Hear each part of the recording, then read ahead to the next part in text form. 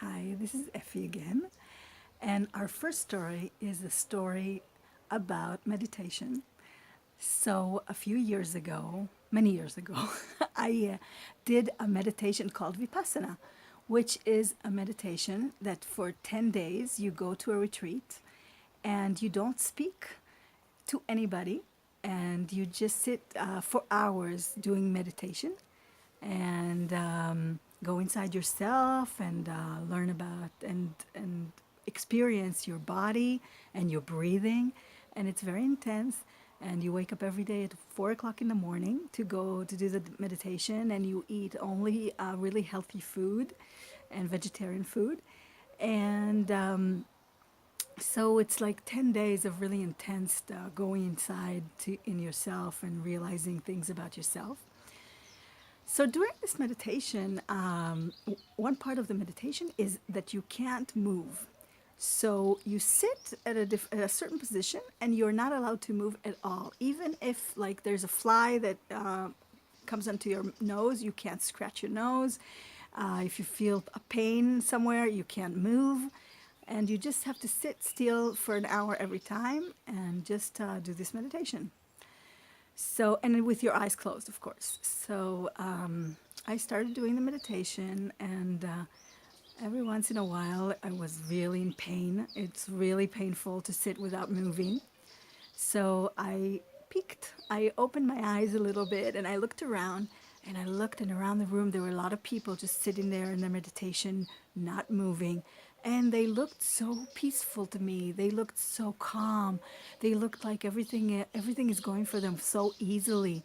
And I was so jealous. I was like, oh, how come everybody is not suffering as much as I am? How come I am the only one who's feeling this pain all over my body and I can't stand it? I can't understand it. How come only me? I'm the only one.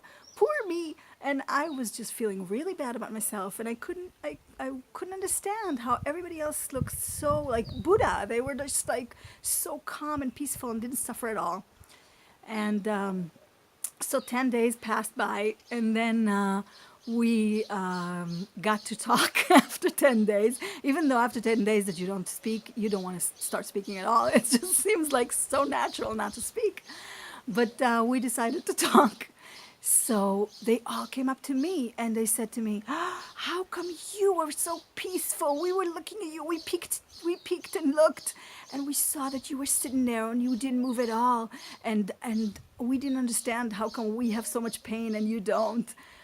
So so it seems like we look at other people and we think that everything in their lives is cool, everything in their life is going so great, and we are the only one here suffering, and we are the only ones here that are not experiencing life as we should, and we're not as successful as we should, and we are not doing things as we should, and we keep judging ourselves according to other people, but we don't really know what is going on in other people's minds, and we don't really know what is going on in other people's lives. So the best way is just to experience your life without judging and without comparing. Just experience what you are going through, what your life is, and make the best out of it. Just as it is, just enjoy what you're experiencing. And even if it's painful, and even if you feel like you can't stand it anymore, you can still find things that are good about it.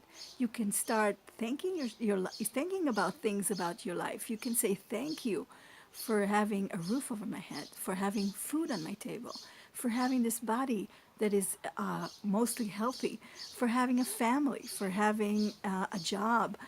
Everything, if we could just look at our lives with a little bit of gratitude, we could see that we can thank everything that is going on in our lives instead of looking at everything that is not going well and that we wish would be better, and stop comparing it to other people's lives, because we have no idea what is going on with them and what they are experiencing.